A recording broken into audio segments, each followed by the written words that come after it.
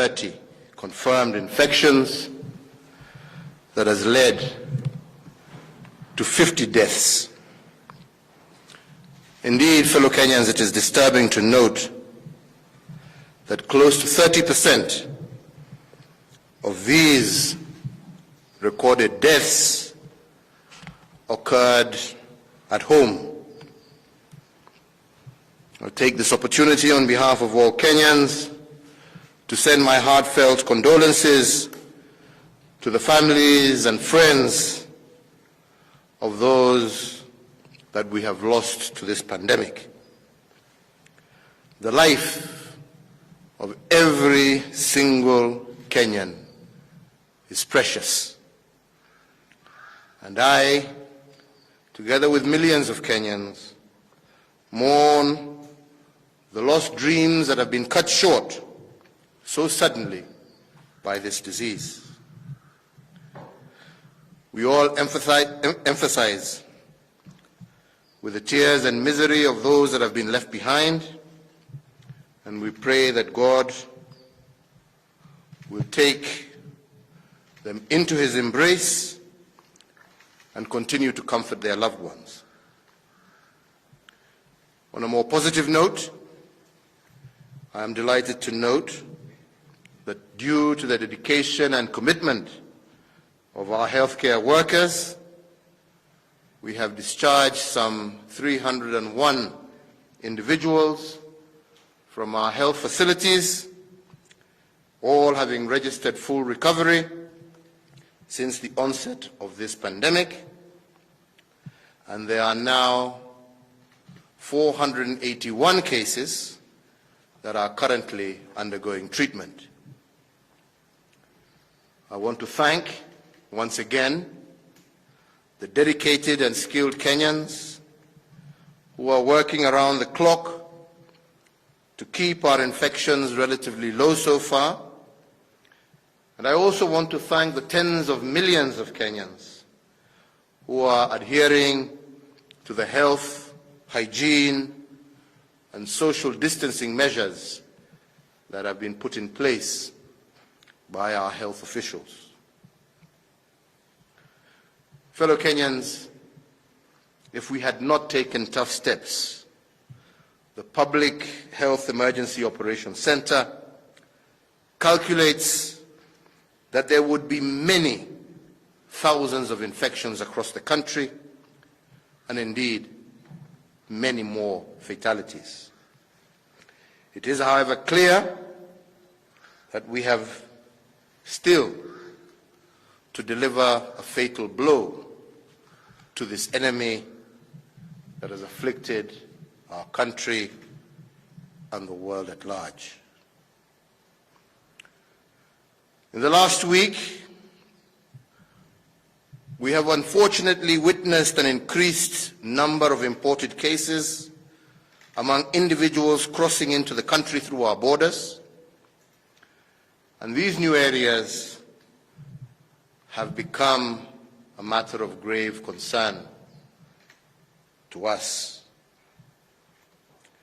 Among the positive cases that have been registered in the country this last week, a total of 43 cases have recently crossed the border from neighboring Somalia and Tanzania. As of yesterday, the cases that have crossed the border were distributed as follows. Wajir had 14 cross-border cases. Izebania had 10 cross-border cases. Namanga had 16 cross-border cases. Lunga Lunga had 2, and Loitoktok 1. These 43 cases represent almost a quarter of the 166 confirmed infections during this last week. Further to this, 78 truck drivers who are foreign nationals tested positive for COVID-19. They were denied entry into our territory at different border crossings.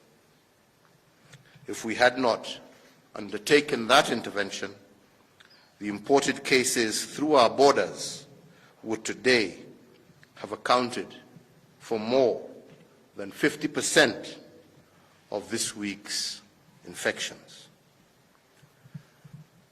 Within our borders, infections have now spread to 22 of our 47 counties. These numbers and the spread of infection clearly indicate that if no action is taken, all the gains already achieved in combating this pandemic will undoubtedly be lost.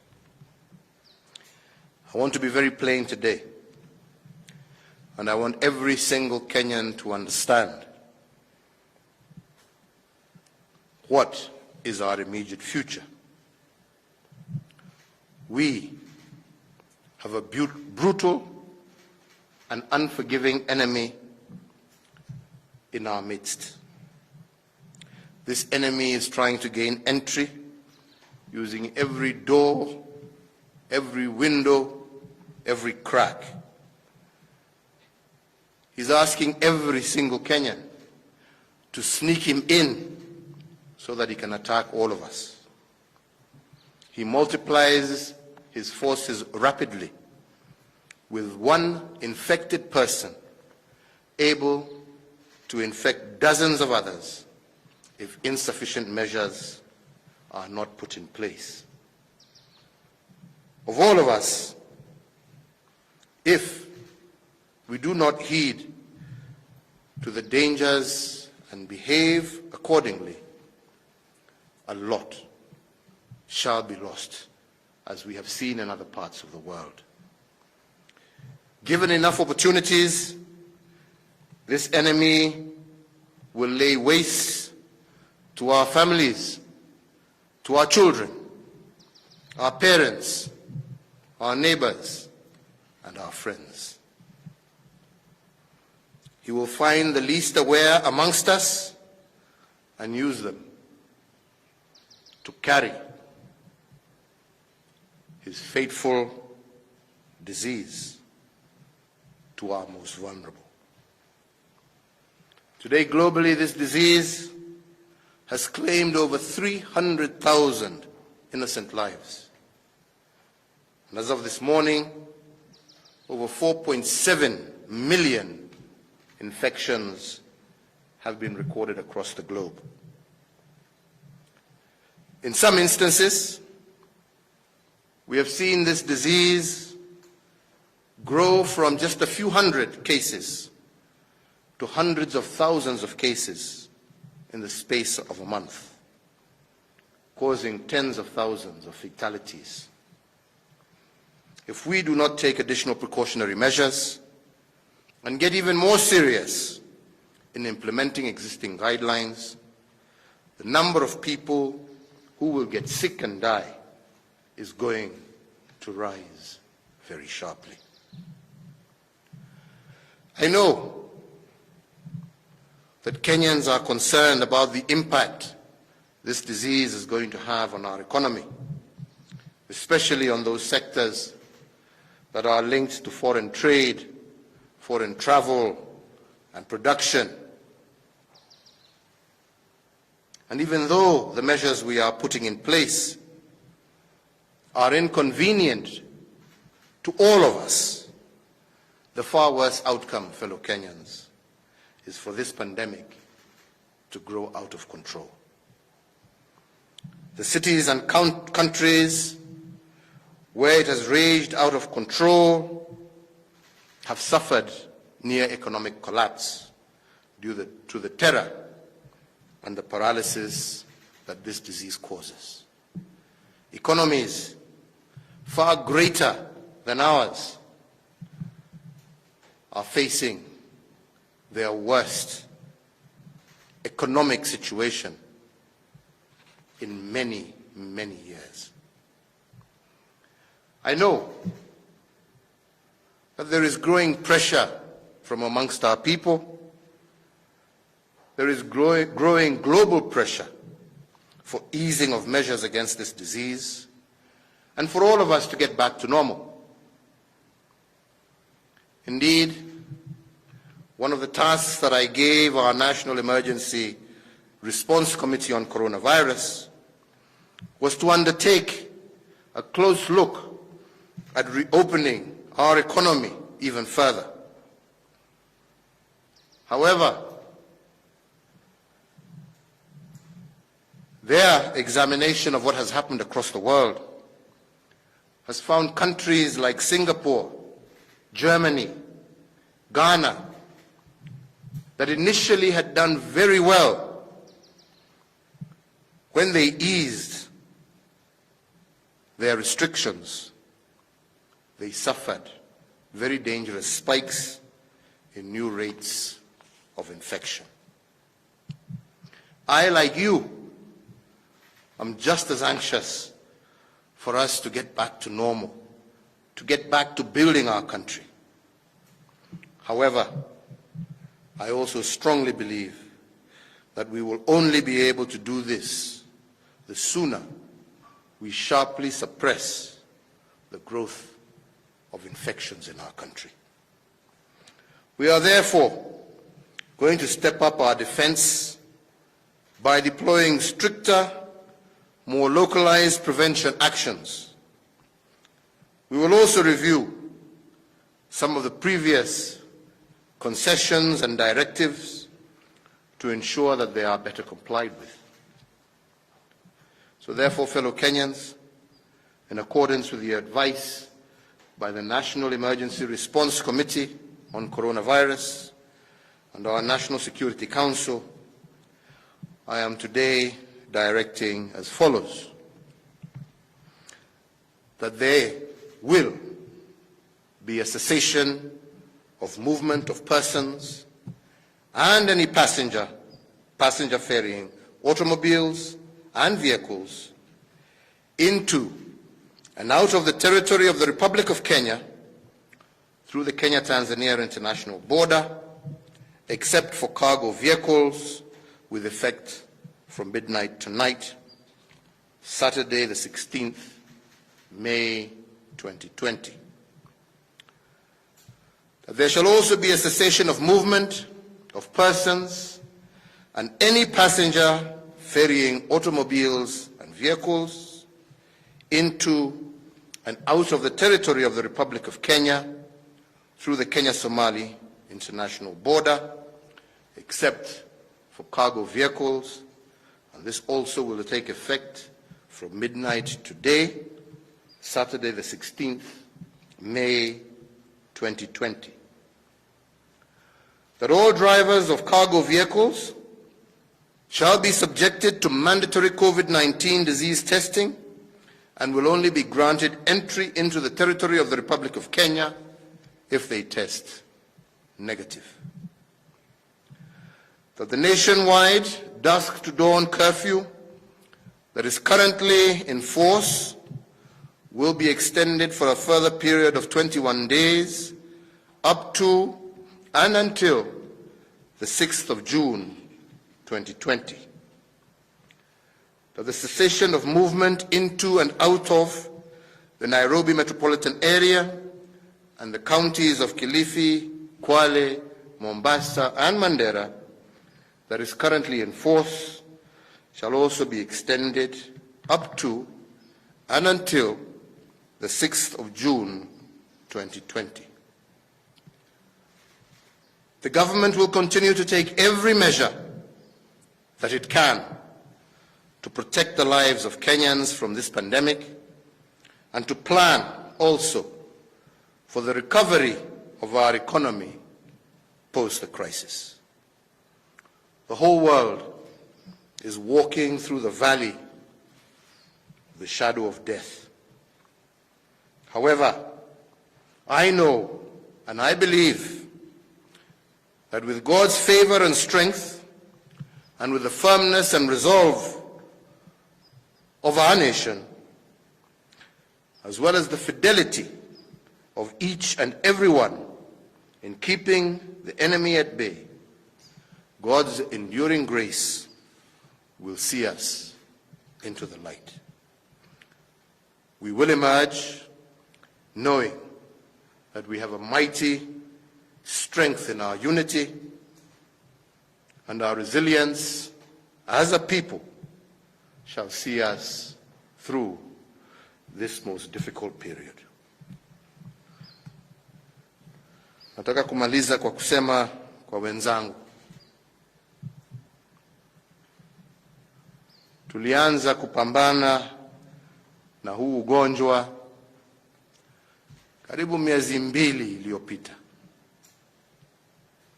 Na nataka tena kushukuru wale wote ambao wamehusika, wametusaidia kuokoa maisha ya maelfu ya Wakenya ambao wangeangamia kama sio yale tuliyofanya kujaribu kuzuia huu ugonjwa kuenea katika nchi yetu. Najua wenzangu ya kwamba wengi wanaona kama wamechoka na wangependa maisha irudi vile ilikuwa. Lakini wenzangu, na mimi sitaki ni wadanganyi, wale ambao wamekataa kuona huu ugonjwa kama ni kitu cha kweli, nataka tu muangalie makaburi ambayo imechimbwa dunia mzima kuzika maiti za watu. Jukumu la kwanza la serikali ni kuhakikisha ya kwamba tumelinda maisha na mali ya wananchi. Kwangu mimi, ningekuwa nimewaangusha Wakenya nisipowaambia wenzangu ukweli vile ulivyo. Huu ni ugonjwa ambao unachukua maisha. Tukisema ya kwamba wenzetu, kama umetoka eneo ambao ugonjwa ni mwingi, jameni, kaa utulie na upige report kwa maofisa wa afya, lakini usichukue jukumu la kwenda kupeleka huo ugonjwa kwa wenzako, jamii, familia, baba, babu, mama, nyumbani, mtu ambaye hana hatia yeyote isipokuwa kukupenda na kukaribishe kwake, na wewe umwachie ugonjwa na uweke maisha yake hatarini. Nataka niwaeleze kuhusu kijana moja, kwa sababu yeye alikuwa amejiona yeye ameshinda askari, ameponyoka, amepita roadblocks. Ametoka kutoka Mombasa, ameenda mpaka Gadhiani, Machakos, na anajipigia makofi ya vile amefaulu kufika Gadhiani, pahali ambapo huo ugonjwa hukuwa umesikika. Ameambukiza dadake, na hatujui ni watu wangapi huko Gadhiani ambaye sasa dadake pia ameambukiza. Kujipenda kulipo kupenda wale ambao wanakupenda. Wenzangu, mimi nataka niwaambie ya kwamba huu ugonjwa ni hatari, na yale masharti ambayo tumetoa lazima tuyatimize kama Wakenya, na sio tu kwa sababu tunataka kuumiza mtu yeyote. La, sisi wote tungependa turudi makanisani, turudi kwa shughuli zile tulikuwa tunafanya kwa kifamilia na kwingine, lakini huu ni muda, kama kweli wapenda jamii yako, wapenda mamako, wapenda babako, wapenda dada yako, ndugu yako, watoto wako, njia ya kuwaonesha unawapenda ni kukaa mbali na wao. Na ndipo mimi nashukuru makanisa, misikiti, mapadre, maimams na mapasta wetu ambao wameendelea wakijua taabu ya huu ugonjwa, lakini kupitia runinga, internet na mambo mengine waendelea kuhubiri na kutupatia neno la Mungu na kutuweka sisi wote wa Kenya mbele ya mikononi ya Mwenyezi Mungu atuondolee hii shida. Tungependa pia tukutane kila siku kwa makanisa, kila Jumapili vile tulikuwa tunaenda, lakini kwa sasa jameni, hatuwezi. Na tumewaambiwa na wataalamu wote dunia mzima ya kwamba njia pekee ya kujikinga na huu ugonjwa ni kila mmoja wetu awe anavaa hizi masks ambazo tunajaribu sana kusambaza kwa kila Mkenya awe na moja, awe anaweza kuwa anavaa, ya kukaa mbali mita 2 kwa mwenzako, kwa kusafisha mikono yetu kila siku na kila saa mbele ya kuingia shughuli zetu mbalimbali. Na tumejaribu sana kwa sababu bado sehemu nyingi za uchumi wetu tumeweza kuziwacha ziendelee, na hatutaki kufika kiwango ambacho wengine wamefika, kufunga nchi mzima na kusema Wakenya msitoke nje au wananchi msitoke nje, kila mtu akae nyumbani kwake. Hatutaki kufika hiyo kiwango, na ndipo nasema huu ugonjwa hauwezi kushindwa na serikali peke yake. Inatuhitaji sisi wote, kila mmoja wetu afanye jukumu lake, atende jukumu lake, apende mwenzake.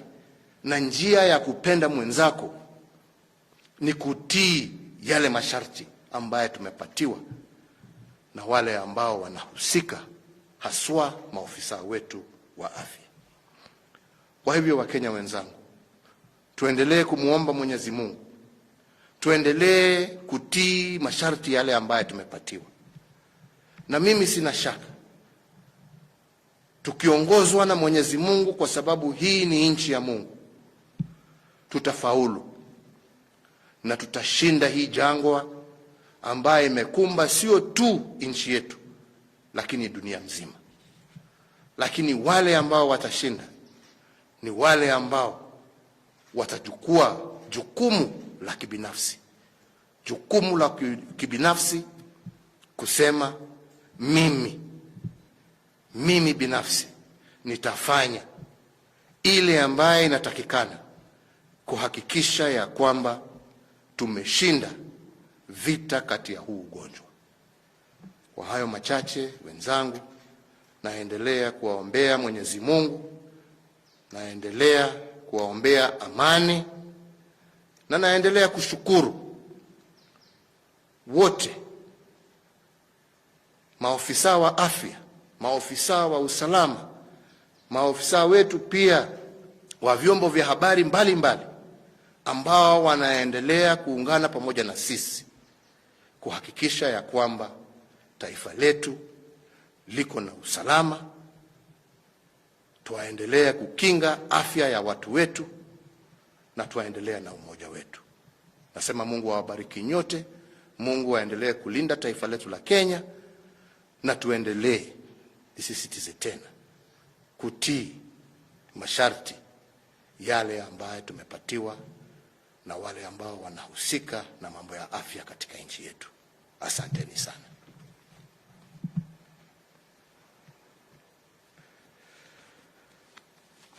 Okay.